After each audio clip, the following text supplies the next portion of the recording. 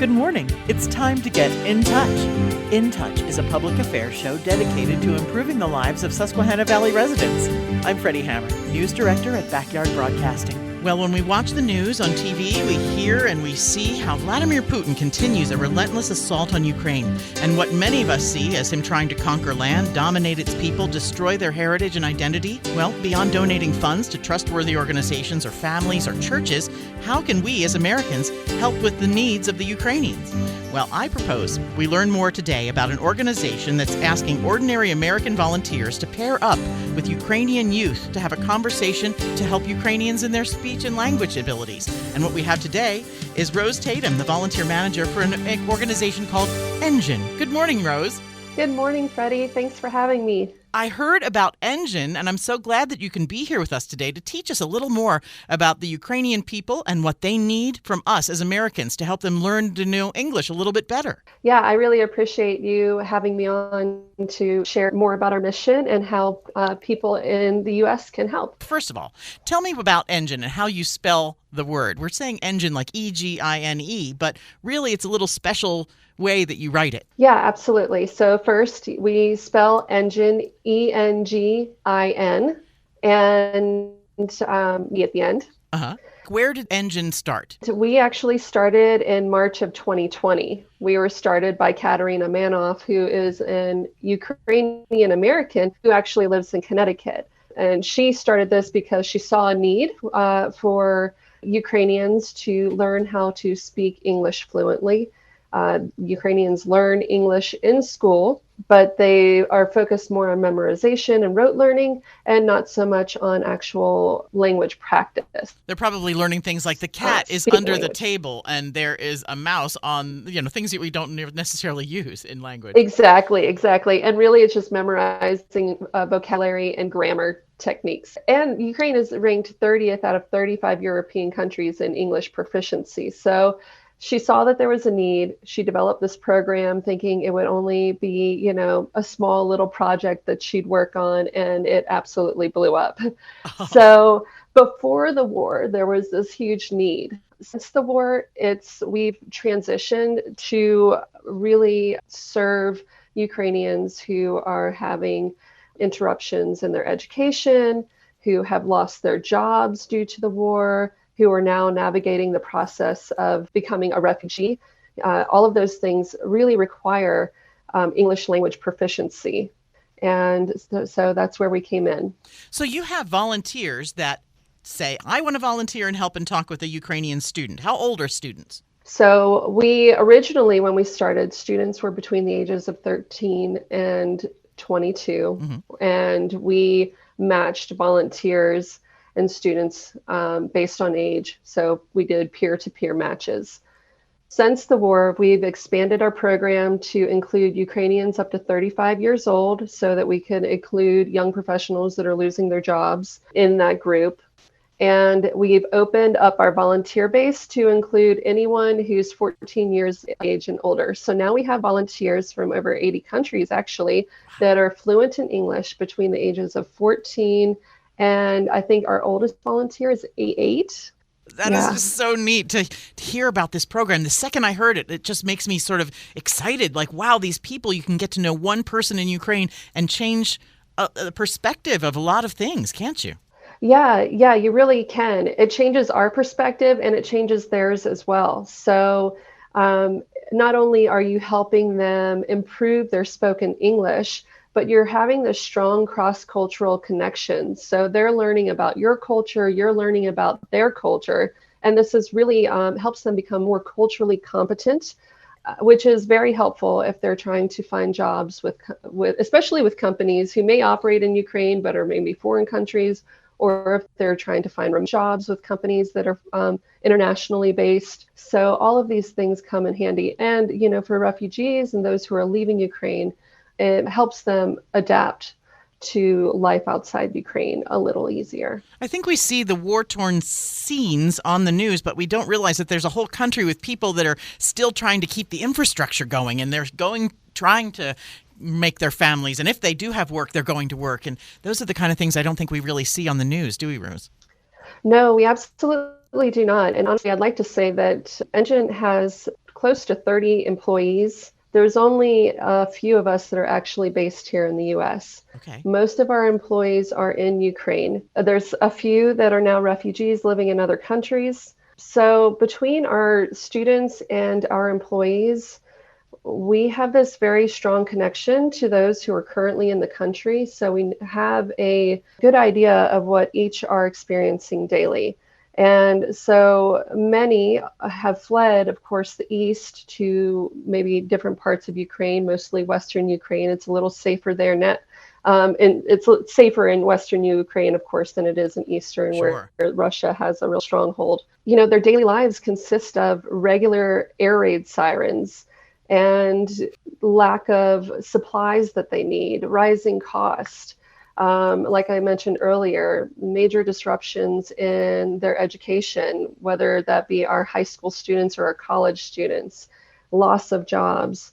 We really take pride in the fact that we employ so many from Ukraine, because there are as close to 50% of Ukrainians have lost their jobs due to the war. Unreal. That's just unbelievable to me. And I'm just so happy that we are able to step up and say, one at a time, we can make this happen. It's kind of like building a mountain, one rock at a time, in a way. Absolutely. And one thing that ENGin was founded on, of course, we are a 501c3 nonprofit organization, originally founded to provide these language practice for free to Ukrainians. That's incredibly important now that we continue to offer this service at no cost. You've been transitioning. You said the way the program was run before the war. Now that the war and you have refugee situations, that's going on. But then you also have a future. There's a rebuilding that we can inevitably see that can happen too, with this same skills that people will be able to bring in more networking. Yeah, absolutely. So that's our goal.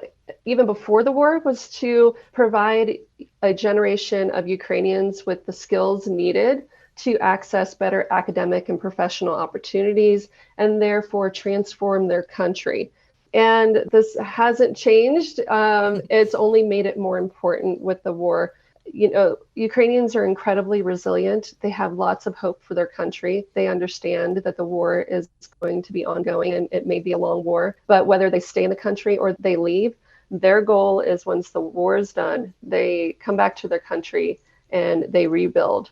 And these skills that they're developing with ENGin are going to help them rebuild their country. This is really a volunteer opportunity that will have a lasting, long-term impact on not only the individual student, but their country as a whole. So we want to be a volunteer. What is the first thing that we here in Lycoming County can do to get ourselves started to help out one Ukrainian with their language and getting a cross-cultural mix going on? Yeah, so it's honestly a very easy process. I'm a volunteer myself, as well as leading the volunteer program with ENGin. Neat. One, you have to know that you have to be 14 years of age or older. That's kind of exciting, because as a 14-year-old home from school this summer, it's like a modern-day pen pal. Yeah, and honestly, I've worked with various volunteer programs. It's hard to find volunteer programs for teenagers that they can really participate in, make a big impact, and not necessarily have to have their parent by their side. You know, a lot of times if it's in-person volunteer opportunity, it's something you need to have your parent or guardian there with you.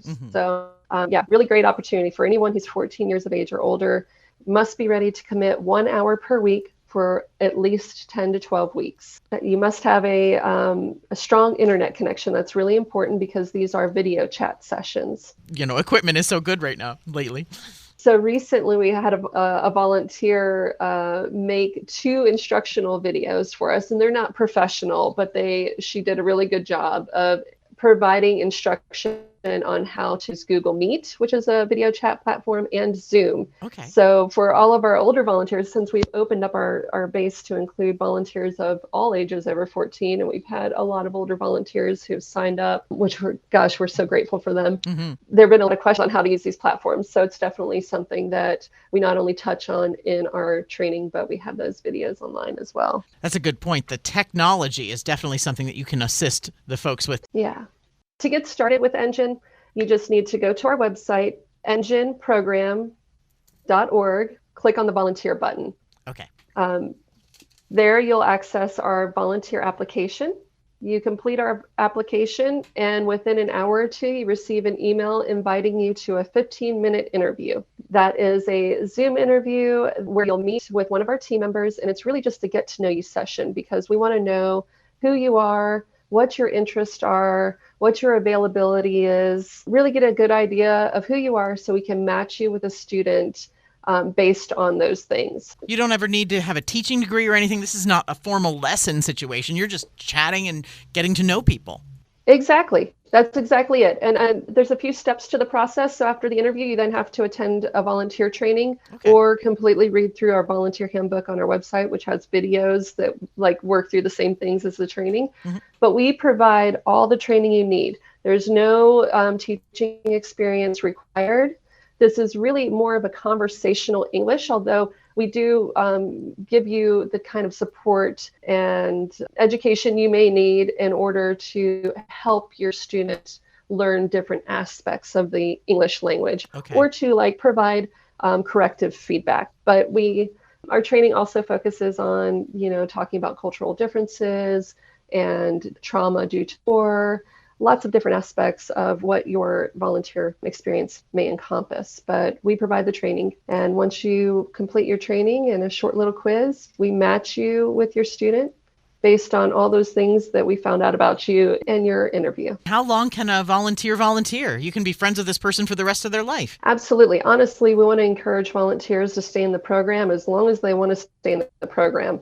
And even if you complete to 10 to 12 weeks with your student and your student decides to, move on from the program, you can take on another student. And if you have time, you can take on more than one student, at the same time. So we really encourage volunteers to stay in the program as long as they want to stay in the program. Well, I'm certainly going to go to the website and sign up as a volunteer because I have time in the afternoon and I'm looking forward to helping this nonprofit organization, ENGin. I can't wait. Yeah, Freddi, I think you make a great volunteer. Sounds fun. What happens on the other side? Like, what happens if a student doesn't work out? Like, if they don't like each other? Right, yeah. So during training and orientation for students, we tell both the students and the volunteers if there is anything that makes you feel uncomfortable or you don't think it's a good match or your student's not showing up to the sessions or your volunteer's not showing up to the session, we ask if there's any issues, you email us immediately. Once you email us, we have a support team that's working nonstop on addressing any issues that may come up. So if there's an issue and it's nothing out between you and your student, we will rematch you. That's pretty neat. Are there ever any specific successes that you've heard from so far? Since it's been happening since 2020, you've probably had some good folks connecting. Yeah, we've had many great successes come out of this program. There is definitely a major improvement in our students' ability to speak English. The feedback that we receive from both our students and volunteers is generally very positive. Really, the only time we get negative feedback is when someone's not showing up for their sessions, which happens, it's not the majority of the time, but it does happen. Sure. People are people. Yeah. But one volunteer in particular recently said something that kind of stuck with me.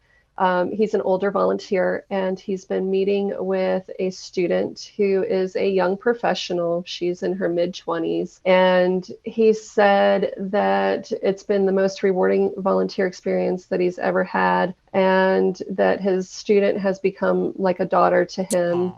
And that he has never felt like he's made this big of an impact in someone's life when volunteering. And his student, on the other hand, said that they meet on Mondays, and on Sundays, she's so excited about their meeting on Monday that she's like giddy with joy. And he's honestly helped her.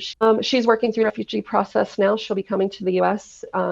Within the next few months. And so, of course, she needs to have a great handle on speaking English, but he's helping her to navigate through that process. So it's been an incredibly rewarding experience for both of them, and they've both been very vocal about that. So, I want to have that rewarding experience too. I hope that all of us can get involved in some way and help out some of these folks that really need our support as Americans and help them in the Ukraine. Yeah. So absolutely. There's plenty of resources on the website. Again, it's ENGin, ENGin program.org, right? That's correct. And there's all kinds of information. You can actually read through it. There's frequently asked questions. And there's also a button that you can donate. So I'm sure that you need some resources from time to time that we can help.